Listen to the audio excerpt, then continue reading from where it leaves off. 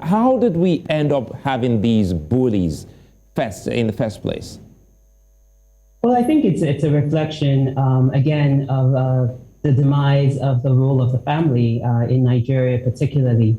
I think what we see is almost an outsourcing of parenting in some ways, where there's been a failure to nurture your children. We know that one of the greatest predictors of adult mental health is the way that children are treated in their childhood. We know that children who are not allowed to be expressive, who are told to shut up, who are told not to be able to have, who are not allowed to have a voice in conversations, who do not understand bodily autonomy, children who are forced to repress their emotions and their feelings ultimately act out in some way.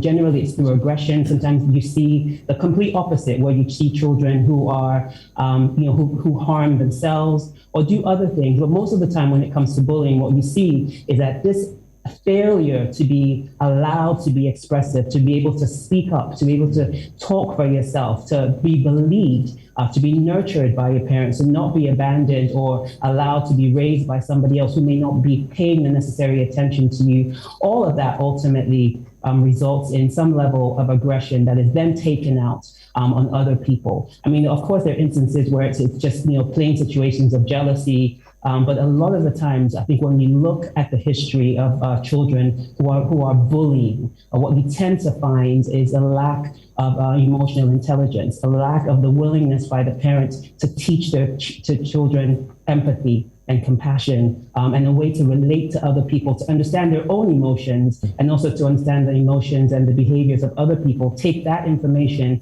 and then use it to guide behavior.